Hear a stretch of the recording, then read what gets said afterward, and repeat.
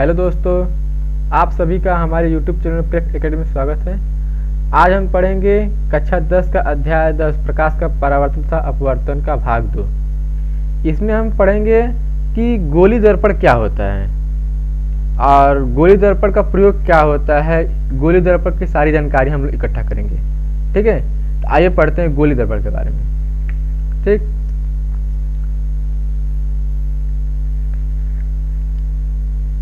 क्या है गोली दर्पण? किसी कांच के खोखले गोले को काटकर उसके एक पृष्ठ पर इस प्रकार कलई की जाए, में पालिश की जाए, ठीक, कि दूसरे पृष्ठ परावर्तन हो जाए, प्रकाश का परावर्तन हो सके, तो प्राप्त दर्पण को गोली दर्पण कहते हैं। ठीक है, जैसे कि दर्पण का मतलब ही होता है कि एक तरफ पालिश, इस प्रकार पालिश किया जाए किसी धातु से या किसी ऐसे चीज से, ताकि अगले जो पृष्ठ है, अगले कांच के अगले पृष्ठ से क्या हो जाए, प्रकाश का परावर्तन हो जाए। ठीक, धातु में जैसे पारा हो गया, चांदी हो गया, या लाल ऑक्साइड हो गया। ठीक है, इस प्रकार का कलई की जाती है कि अगले मतलब कि इस इधर मान ले कलई करते हैं तो इस तरफ कांच के दूसरे पृष्ठ पे क्या हो, उसका प्रकाश का परावर्तन हो सके। ठीक, तो इस प्रकार से बने हुए युक्त क्या कहलाता है, दर्पण कहलाता है। ठीक है, और गोली दर्पण का मतलब ये होता है कि खोखला गोला हो, क्या हो, खोखला गोला गेंद के तरह। ठीक, खोखले गोले को काट करके और उसको उस कांच के खोखले गोले को काट करके एक तरफ कली कर दे, या तो धसे हुए भाग पर कली करे या तो उभरे हुए भाग पर कली करे। ठीक, तो जो दर्पण बनेगा वो क्या कहलाएगा, गोली दर्पण कहलाएगा। ठीक है, अच्छा, कि कितने प्रकार के होते हैं, या तो हम उभरे हुए भाग कलई करेंगे या तो धसे हुए भाग को कलई करेंगे। ठीक, तो उभरे हुए भाग को कलई करेंगे मतलब उभरे हुए कहते हैं उत्तल और धसे हुए कहते हैं अवतल। ठीक है, तो आइए पढ़ते हैं कनकेव मिरर। तो कनकेव मिरर के बारे में पढ़ने से पहले हम बताएंगे कि इसका मतलब ये धसे पर क्या होना चाहिए, परावर्तक पृष्ठ कैसा होना चाहिए कि धसा हुआ है। कनकेव का मतलब ये होता है धसा हुआ, अवतल का मतलब क्या होता है, धसा हुआ। तो धसा हुआ मतलब क्या है कि परावर्तक पृष्ठ कैसा होना चाहिए कि धसा हुआ होना चाहिए। ठीक है, मतलब कि उसके उत्तल पृष्ठ पे जो खोखला गोला है, खोखले गोले के उत्तल पृष्ठ पे कलई की जाए और धसे हुए पृष्ठ से क्या हो, प्रकाश का परावर्तन हो सके। ठीक है, तो क्या होगा, वो अवतल दर्पण होगा, क्या होगा, कनकेव मिरर होगा। ठीक है, और उत्तल दर्पण क्या होता है, कन्वेक्स मिरर क्या होता है, जस्ट इसी का अपोजिट। जैसे कि ये उभरे तल पे क्या हो, उभरे तल परावर्तक पृष्ठ हो, उभरा हुआ तल क्या हो, परावर्तक पृष्ठ हो, और धसा हुआ तल क्या हो, धसा हुआ तल पर क्या किया जाए, पालिश किया जाए। ठीक है, तो उभरे तल से क्या इस प्रकार पालिश की जाए कि उभरे तल से क्या हो, परावर्तन हो सके, प्रकाश का क्या हो सके, परावर्तन हो सके। ठीक, तो क्या होगा, वो जो दर्पण बनेगा वो क्या कहलाएगा, उत्तल दर्पण कहलाएगा। आइए, तो दर्पण के बारे में बता दिए हम क्या क्या होता है। ठीक है, अच्छा, अवतल दर्पण का परिभाषा क्या होगा, जब परावर्तक पृष्ठ क्या हो, परावर्तक पृष्ठ धसा हुआ हो तो अवतल दर्पण, और जब परावर्तक पृष्ठ उभरा हुआ हो तो उत्तल दर्पण। या तो ऐसे कर सकते हैं, ठीक है, या तो इस प्रकार कर सकते हैं कि जब उत्तल पृष्ठ पे कलई की जाए तो प्राप्त दर्पण क्या कहलाएगा, अवतल दर्पण, और जब अवतल पृष्ठ पर इस प्रकार कलई की जाए कि उत्तल पृष्ठ परावर्तन हो सके तो प्राप्त दर्पण क्या कहलाएगा, उत्तल दर्पण। ठीक है, अच्छा, अब बात यह आती है कि गोली दर्पण से संबंधित कुछ परिभाषाएं कौन कौन सी है भाई, आइए देखते हैं। जैसे दर्पण का ध्रुव, ध्रुव का मतलब पोल ऑफ मिरर, तो पोल क्या होता है, आइए जाने पोल क्या होता है। ये मान लेते खोखला गोला है, ठीक है, एक तल ले रहे हैं खोखला गोला का। ठीक, तो ये खोखला गोला है, और खोखले गोले के हम किस भाग पे कलई कर रहे हैं, उत्तल वाले तल पे। ठीक है, उत्तल पृष्ठ पे क्या कर रहे हैं, कलई कर रहे हैं। तो कौन सा दर्पण बन रहा है, ये कलई कर दिया। ये दर्पण कौन सा बन रहा है? अवतल दर्पण बन रहा है। कौन सा बन रहा है ये? अवतल। मतलब उभरे तल पर जब हम कलई करेंगे तो कौन सा दर्पण बनेगा? अवतल दर्पण बनेगा। ठीक है, तो ध्रुव क्या होता है? ठीक है, ध्रुव क्या होता है? पोल ऑफ मिरर क्या होता है? तो पोल ऑफ मिरर का मतलब ये होता है कि मीट, मतलब कि एकदम बीच वाला पॉइंट, जैसे कि ये है एकदम बीच वाला पॉइंट। ठीक है, ठीक, तो एकदम बीच वाला जो पॉइंट होगा वो क्या होगा? ध्रुव होगा। क्या होगा? ध्रुव होगा। ठीक है, तो इस दर्पण का ध्रुव कहाँ है? ये है। ठीक, मध्य बिंदु। ठीक, तो ये मध्य बिंदु किस ध्रुव को कैसे दर्शाते हैं, कैसे नोट करते हैं? या तो P से, पोल है तो P से, या तो O से। ठीक है, कैपिटल O से। अच्छा, अगला क्या है? वक्रता केंद्र। वक्रता केंद्र दर्पण जिस खोखले गोले का बना होता है उसके केंद्र को वक्रता केंद्र कहते हैं, सेंटर ऑफ कर्वेचर। ठीक है, तो ये मेरा क्या है? वक्रता केंद्र है। क्या है? वक्रता केंद्र है। ठीक, तो इसे किसे प्रदर्शित करते हैं, कैसे निरूपित करते हैं? C से। ठीक है, अच्छा, इसके बाद क्या है? वक्रता त्रिज्या।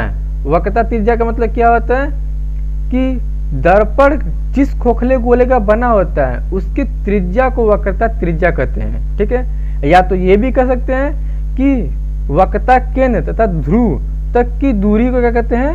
वक्रता त्रिज्या कहते हैं। क्या कहते हैं? वक्रता त्रिज्या कहते हैं। ठीक है, वक्रता त्रिज्या कहते हैं। ठीक,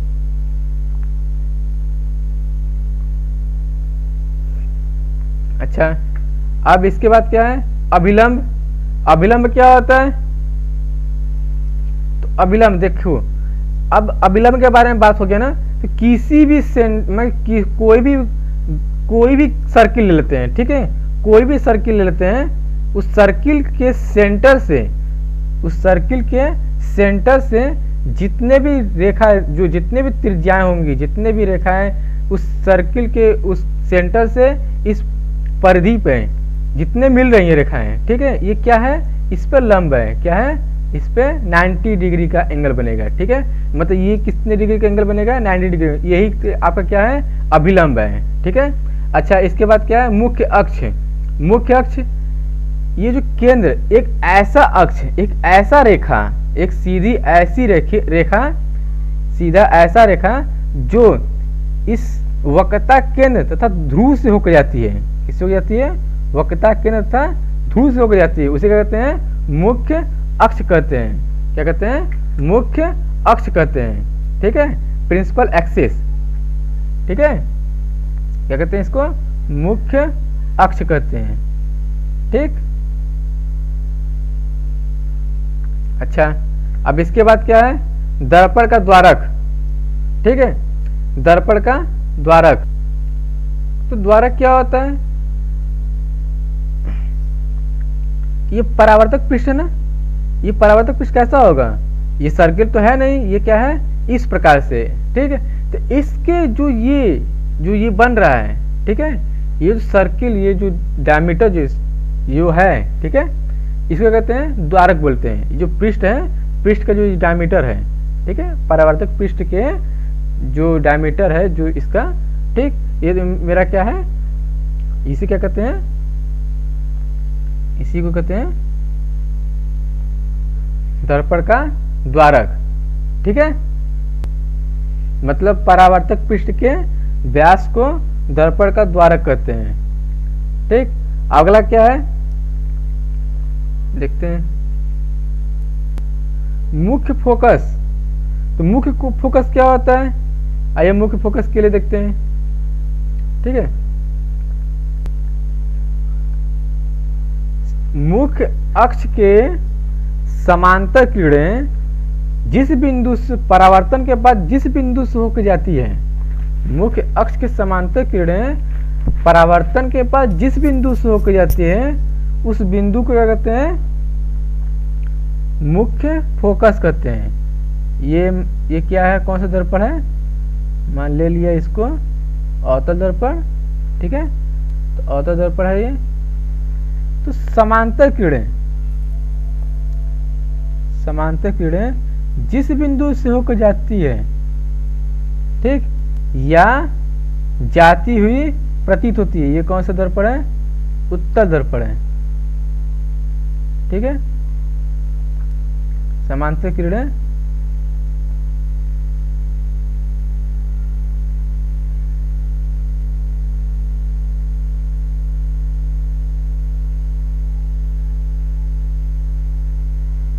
जिस बिंदु से होकर जाती है या जाती हुई प्रतीत होती है, उस बिंदु क्या कहते हैं?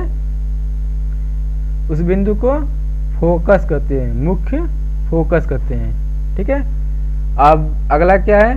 Focal length. ठीक है, तो फोकल लेंथ क्या होता है? फोकस दूरी।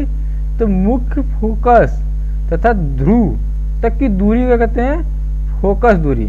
ठीक है, ये मुख्य फोकस और ध्रुव तक की दूरी क्या कहते हैं? फोकस दूरी कहते हैं। ठीक है, फोकस को कैपिटल एफ से और फोकस दूरी को स्मॉल एफ से प्रकट करते हैं। ठीक, स्मॉल एफ से निरूपित करते हैं। फोकस को कैपिटल एफ से, अब तक फोकस को स्मॉल एफ से दर्शाते हैं। ठीक, अच्छा, अगला क्या है? फोकस तल। फोकस तल का मतलब ये होता है कि एक ऐसा तल जो फोकस से होकर या मुख्य फोकस से होकर जाती है तथा ये जो मुख्य अक्ष है, मुख्य अक्ष के लंबवत होती है। ठीक है, ये क्या है? तल है। ठीक है, तो ये जो तल है मेरा, इस तल क्या कहते हैं? फोकस तल कहते हैं। ठीक है, इस तल क्या कहते हैं? फोकस तल कहते हैं। ठीक,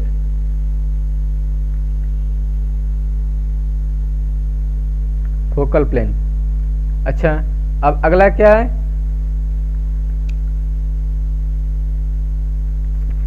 किरण आरेख का उपयोग करके गोली दर्पण द्वारा बने प्रतिबिंबों का निरूपण।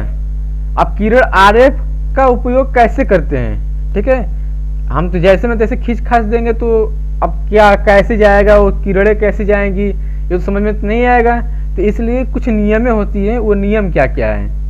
ठीक है, तो किरण आरेख खींचने के 3 नियम होते हैं, जिनमें से किन्हीं 2 नियम का प्रयोग करके प्रतिबिंब की स्थिति निर्धारित की जाती है। ठीक है, 2 नियम का उपयोग करके प्रतिबिंब की स्थिति का निर्धारण करते हैं हम लोग। ठीक, तो 3 नियम कौन कौन से हैं? आइए जानते हैं। प्रथम नियम,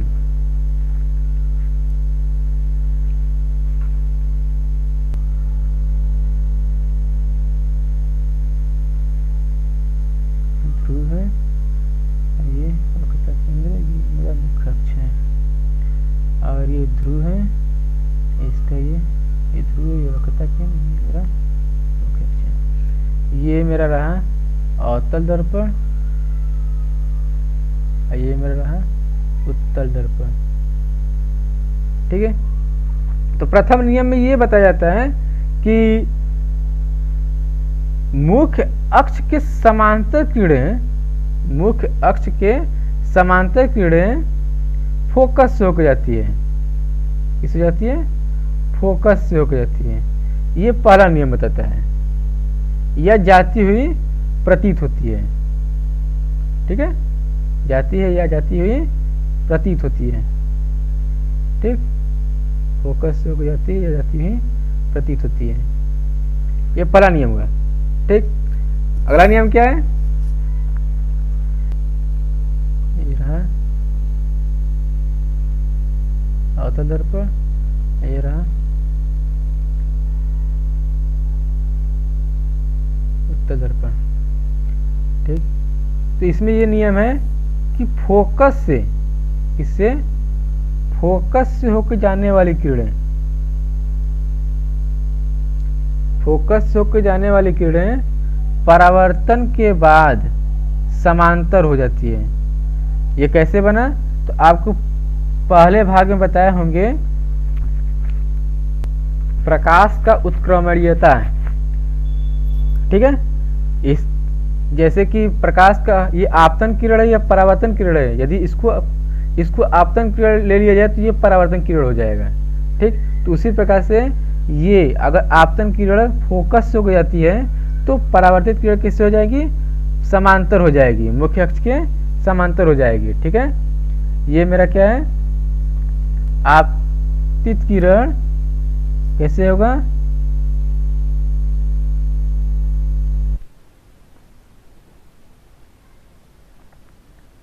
आपतित किरण फोकस हो जाती है तो परावर्तन के बाद कैसे हो जाएगी, समांतर हो जाएगी। कैसे हो जाएगी, समांतर हो जाएगी। ठीक है, अच्छा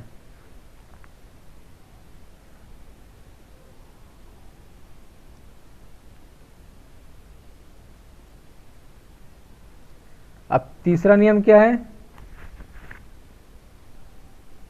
तीसरा नियम ये है कि ये रहा वक्रता केंद्र, तो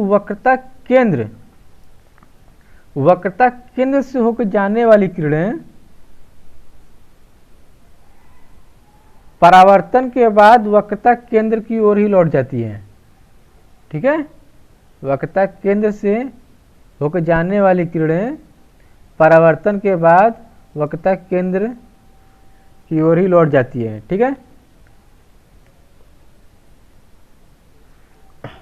अच्छा अगला क्या है, अच्छा तीनों नियम फिर समझ लेते हैं। क्या क्या है कि मुख्य अक्ष के समांतर किरणें परावर्तन के बाद फोकस होकर जाती हुई प्रतीत होती है। दूसरा क्या है कि मुख्य फोकस से होकर जाने वाली किरणें या जाती हुई प्रतीत होने वाली किरणें परावर्तन के बाद मुख्य अक्ष के समांतर हो जाती है।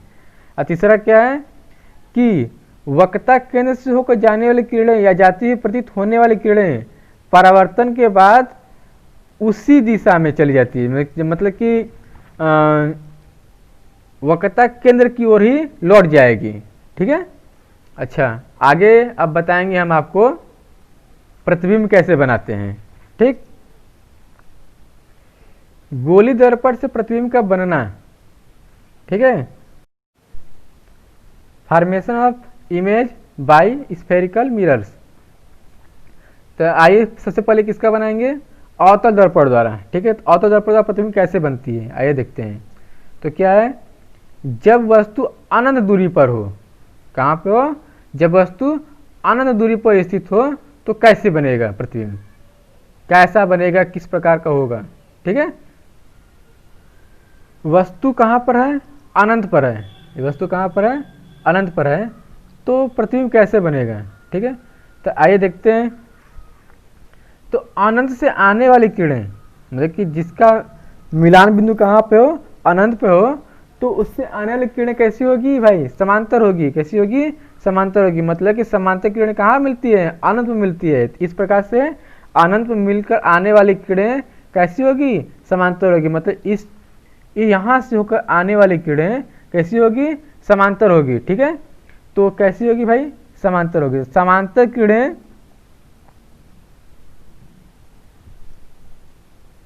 ये मेरा क्या है, सी है, ये मेरा क्या है, एफ है, फोकस है। तो फोकस से होकर जाने वाली किरणें कैसी होंगी, मुख्य अक्ष के समांतर हो जाएंगी। ठीक है, और सी से होकर जाने वाली किरणें वापस सी की ओर ही लौट जाएंगी। ठीक है, सी से आने वाली किरणें वापस सी की ओर लौट जाएंगी और फोकस की ओर आने वाली किरणें मुख्य अक्ष के समांतर हो जाएंगी। ठीक है, तो समांतर हो जाएगी तो ये कहाँ पे जाकर मिल रही है, यहाँ पे आके मिल रही है। मतलब परावर्तित किरणें कहाँ मिल रही है, यहाँ पे मिल रही है। ठीक, जिस बिंदु से आपतित होती है उसको उसे वस्तु कहते हैं। आज परावर्तन के बाद परावर्तित किरण जिस बिंदु पर जाकर मिलती है उसे कहते हैं प्रतिबिंब कहते हैं। पिछले भाग में बताया था इस बात को। ठीक है, तो ये देखिए यहाँ पे आके मिल रही है ना परावर्तन के बाद, ये अभी बताया है तीसरे नियम से, ये वक्रता केंद्र से होकर जाने वाली किरणें वक्रता केंद्र की ओर लौट जाएगी और समांतर मतलब कि इससे फोकस से होकर जाने वाली किरणें परावर्तन के बाद कैसे हो जाएगी, मुख्य अक्ष के समांतर हो जाएगी। ठीक है, तो दोनों कहाँ मिल रही है, यहाँ मिल रही है। ठीक है, ये इसका प्रतिबिंब कैसा बनेगा, ऐसा बनेगा। ठीक है, मतलब वस्तु इतना बड़ा कितना बड़ा होगा, लेकिन प्रतिबिंब कैसा बन रहा है, एकदम छोटा सा बन रहा है। ठीक है, इसका मतलब क्या है कि इसका जो वस्तु का प्रतिबिंब है वो दर्पण के सामने मुख्य फोकस पे, ठीक है, वस्तु से अत्यंत छोटा तथा उल्टा बन रहा है। ठीक है, वस्तु से अत्यंत छोटा तथा उल्टा बन रहा है। अब अगला क्या है, अगला यह है कि जब वस्तु अनंत तथा वक्रता केंद्र के बीच स्थित हो, कहाँ हो, अनंत तथा वक्रता केंद्र के बीच स्थित हो, तो क्या होगा, आइए देखते हैं। तो ये मेरा क्या है, वस्तु है। ठीक है, इस वस्तु का प्रतिबिंब कैसा बनेगा, तो समांतर किरणें, मुख्य अक्ष के समांतर किरणें फोकस हो जाती है। ठीक है, किस हो जाती है, फोकस हो जाती है, तथा वक्रता केंद्र से होकर जाने वाली किरणें वापस वक्रता केंद्र पर लौट जाती है। ठीक है, तो कहाँ प्रतिबिंब बन रहा है, यहाँ पे बन रहा है। मतलब कहाँ बन रहा है भाई, फोकस और वक्रता केंद्र के बीच बन रहा है। ठीक है, ये मेरा क्या है, फोकस है, ये मेरा क्या है, वक्रता केंद्र है। तो फोकस तथा वक्रता केंद्र के बीच बनता है। अनंत तथा वक्रता केंद्र के बीच में जब वस्तु स्थित हो तो प्रतिबिंब कहाँ बनता है, दर्पण के सामने फोकस तथा वक्रता केंद्र के बीच में। और क्या होता है उसमें, ये वस्तु सीधा या क्या है, उल्टा है, मतलब कि उल्टा तथा वस्तु से छोटा बनता है। ठीक है, अच्छा अगला क्या है कि जब प्रतिबिंब कहाँ हो, वक्रता केंद्र पर स्थित हो, कहाँ हो, वक्रता केंद्र पर स्थित हो। तो आइए इसके लिए देखते हैं क्या है भाई, कहाँ पे है वस्तु, वक्रता केंद्र पर स्थित है, कहाँ पे है, वक्रता केंद्र पर। तो क्या होगा, ये रहा, समांतर किरण किससे हो जाती है, फोकस हो जाती है, किससे हो जाती है, फोकस हो जाती है। तो समांतर किरणें फोकस से होकर जा रही है। अच्छा दूसरा क्या है कि फोकस से होकर जाने वाली किरणें, फोकस से होकर जाने वाली किरणें कैसे हो जाएंगी, समांतर हो जाएंगी। ठीक है, समांतर हो जाएगी, क्या होगा, समांतर जाएगी। तो कहाँ बन रहा है प्रतिबिंब भाई, यहाँ पे आके मिल रही है। ठीक है, तो कैसा बन रहा है प्रतिबिंब, वक्रता केंद्र बन रहा है। ठीक, वस्तु के बराबर बन रहा है। ठीक, उल्टा बन रहा है और दर्पण के सामने बन रहा है। ठीक है, और वास्तविक बन रहा है। एक चीज बात ध्यान दीजिएगा, कैसा बन रहा है, वास्तव में मिल रहा है ना, तो वास्तविक प्रतिबिंब बन रहा है। ठीक है, कैसा बन रहा है प्रतिबिंब, वास्तविक प्रतिबिंब बन रहा है। ठीक है, अगला क्या है, जब वस्तु वक्रता केंद्र तथा मुख्य फोकस के बीच स्थित हो। ठीक है, वक्रता केंद्र तथा मुख्य फोकस के बीच स्थित हो, तो आइए बीच में स्थित करते हैं। ठीक है, तो ये मेरा वस्तु हुआ। ठीक, तो समांतर किरणें किससे हो जाएंगी भाई, समांतर किरणें फोकस हो जाएंगी। ठीक है, और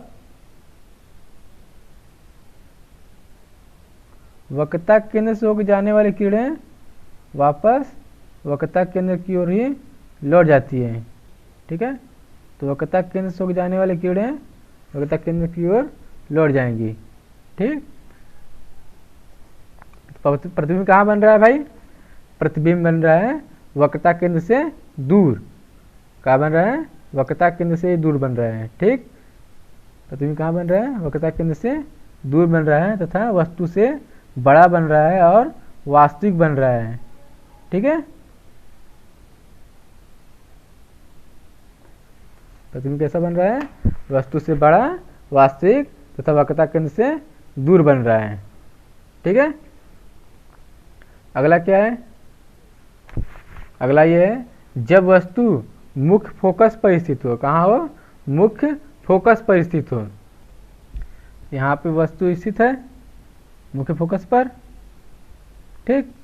तो मुख्य फोकस पर वस्तु स्थित है, तो समांतर किरणें किससे हो जाएंगी भाई, समांतर किरणें फोकस से हो जाएंगी। किससे हो जाएंगी, फोकस से हो जाएंगी, ठीक है। और वक्रता केंद्र से होकर जाने वाली किरणें कैसे जाएंगी, वक्रता केंद्र से होकर जाने वाली किरणें वक्रता केंद्र की ओर ही लौट जाएंगी। तो प्रतिबिंब कैसा बन रहा है, प्रतिबिंब एकदम पूरा कहाँ जा रहा है भाई, ये अनंत पर जाएगा, क्योंकि ये दोनों समांतर किरणें हैं, तो किधर जाएगा, ये अनंत पर जाके मिलेंगी। तो अनंत पर जाके मिलेंगे मतलब क्या है, प्रतिबिंब बहुत बड़ा बनेगा, वस्तु से बहुत बड़ा बनेगा। और क्या बनेगा, वस्तु से बहुत बड़ा वास्तविक, वास्तव मिलेगा, वास्तविक बनेगा, ठीक है। और क्या होगा, अनंत पर बनेगा। क्या होगा, अनंत पर बनेगा, ठीक। अगला क्या है, जब वस्तु मुख्य फोकस तथा ध्रुव के बीच में स्थित हो। मुख्य फोकस तथा ध्रुव के बीच में स्थित हो। तो आइए इसका देखते हैं कैसे बनता है। तो ये मेरा क्या है, वस्तु है, ठीक है। तो समांतर किरण किससे हो जाएंगी, फोकस हो जाएंगी, ठीक है। समांतर किरण किससे हो जाएंगी भाई, फोकस हो जाएंगी। और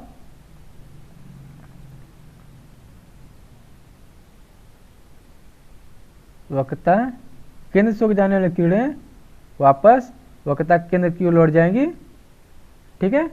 वक्रता केंद्र से जाने वाली किरणें किस जाएंगी, वापस वक्रता केंद्र की ओर ही लौट जाएंगी, ठीक। तो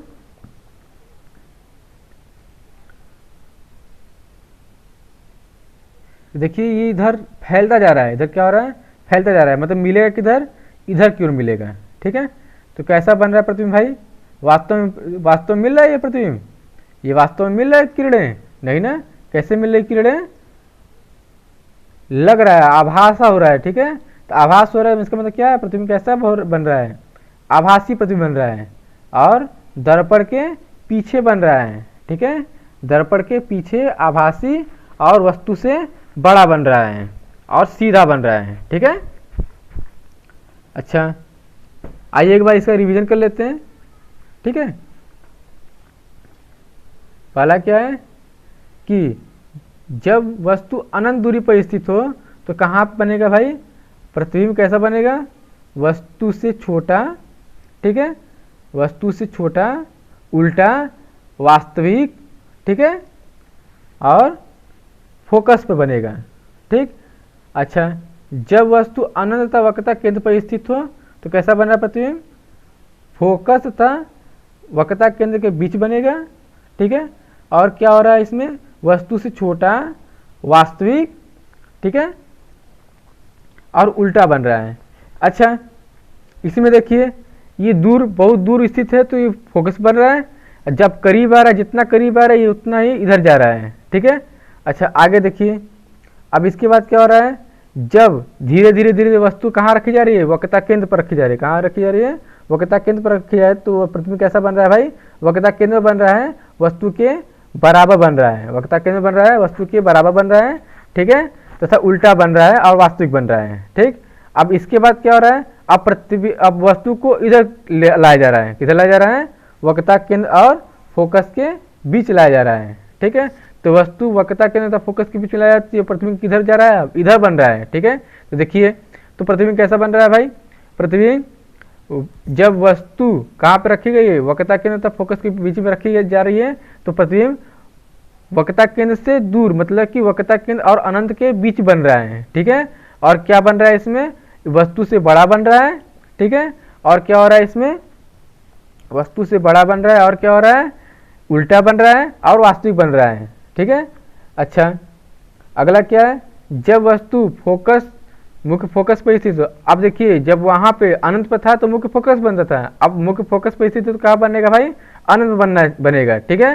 तो आइए देखते हैं, तो यहाँ पे क्या हो रहा है, तो फोकस पर देखिए अनंत बन रहा है ना, वस्तु से बहुत बड़ा बन रहा है, ठीक है, क्योंकि ये अनंत जाके मिलेगी, वस्तु से बहुत बड़ा बन रहा है, ठीक है।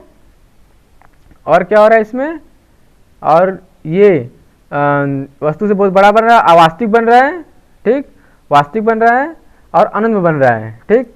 अच्छा, अगला क्या है, अब ये सिस्टम खत्म। अगला क्या है, फोकस तथा ध्रुव के बीच में बन रहा है। जब वस्तु रखी जा रही है तो फोकस तथा ध्रुव के बीच में रखी जा रही है तो क्या हो रहा है भाई, ये मिल ही नहीं रहा है, उधर इधर मिल रहा है। अब इसे मिलाया जा रहा है, जबरदस्ती क्या किया जा रहा है, मिलाया जा रहा है। कैसे, आभास कराया जा रहा है कि मिल रहा है, मिलता हुआ प्रतीत हो रहा है, ठीक है। कहाँ मिलता हुआ प्रतीत हो रहा है, दर्पण के पीछे। तो दर्पण के पीछे मिलता हुआ प्रतीत बन रहा है, इसका मतलब क्या है कि ये वस्तु कैसी बन रही है भाई, वस्तु आभासी बन रही है, ठीक है। तो पृथ्वी कैसे बन रही है, पृथ्वी कैसे बन रही है भाई, पृथ्वी आभासी बन रही है, ठीक है। और क्या हो रहा है इसमें, वस्तु से बड़ा बन रहा है, दर्पण के पीछे बन रहा है, ठीक है। अब इसके बाद क्या है, उत्तल दर्पण द्वारा। अब ये सारे जितने सब थे किसके लिए थे, अवतल दर्पण के लिए थे। अब इसके बाद कौन सा पढ़ना है, उत्तल दर्पण के लिए पढ़ना है, ठीक है। तो उत्तल दर्पण के दो केसेस है। पहला केसेस क्या है, जब वस्तु अनंत पर आएगा तब कैसा बनेगा, और दूसरा कैसा है, जब ध्रुव तथा अनंत के बीच में जब रखी जाएगी वस्तु तब कैसा बनेगा, ठीक है। इसके दो ही केसेस हैं, ठीक है। तो आइए देखते हैं कौन कौन से है इसमें, कैसा प्रतिबिंब बनेगा, ठीक है। तो अनंत से आने वाली किरणें कैसी होंगी भाई, समांतर होंगी, ठीक है। तो परावर्तन के बाद देखिए, ये मेरा क्या है कि मुख्य फोकस पे आपतित हो रही है या आपतित प्रतीत हो रही है। तो परावर्तन के बाद कैसे हो जाएगी, ये समांतर हो जाएगा, ठीक है। किसके समांतर हो जाएगा भाई, मुख्य अक्ष के समांतर हो जाएगा, ठीक है। और ये क्या है भाई,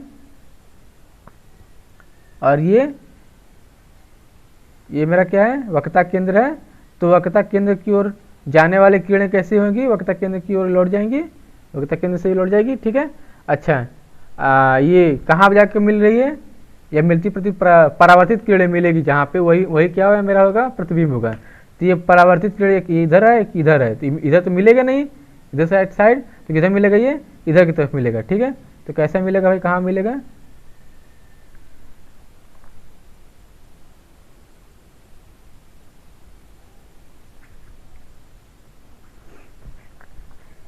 ये यहाँ मिला,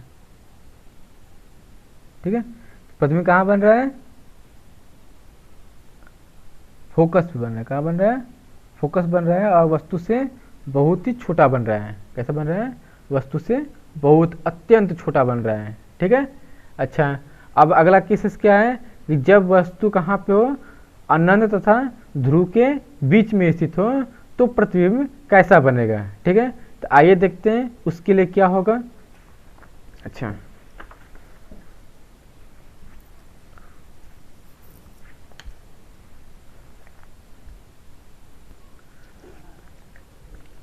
मुख्य अक्ष के समांतर किरण किससे हो जाएंगी भाई, मुख्य अक्ष के समांतर किरणें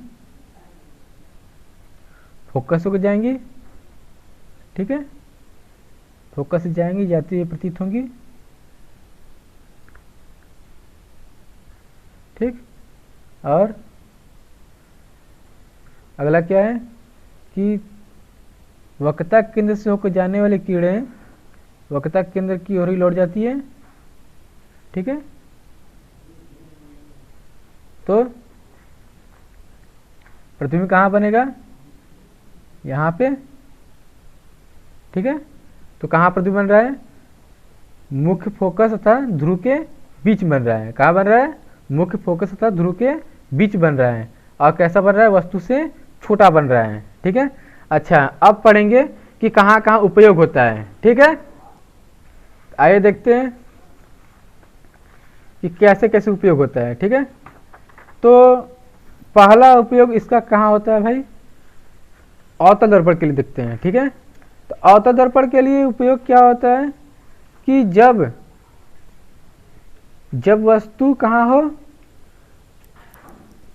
कहाँ पे हो, यहाँ पे फोकस पर, या फोकस और ध्रुव के बीच में स्थित हो, ठीक है। तो क्या होगा, इसमें प्रतिबिंब कैसा बन रहा है, बड़ा बन रहा है। कैसा बन रहा है, बड़ा बन। इसका मतलब क्या है कि किसी छोटी चीज को बहुत बड़ा देखना हो तो क्या करेंगे, इसका ये प्रयोग करेंगे। तो इसका उपयोग कहाँ करते हैं, सैलून में यूज की जाती है। इसको कहाँ पे यूज की जाती है, सैलून में यूज की जाती है, ठीक है। और जहाँ पे जिस चीज़ को बहुत बड़ा देखना होता है वहाँ पे यूज की जाती है, ठीक है। अच्छा, और उत्तल दर्पण कहाँ पे उपयोग होता है, तो देखिए इसका प्रतिबिंब कहाँ बन रहा है, बहुत ही छोटा बन रहा है।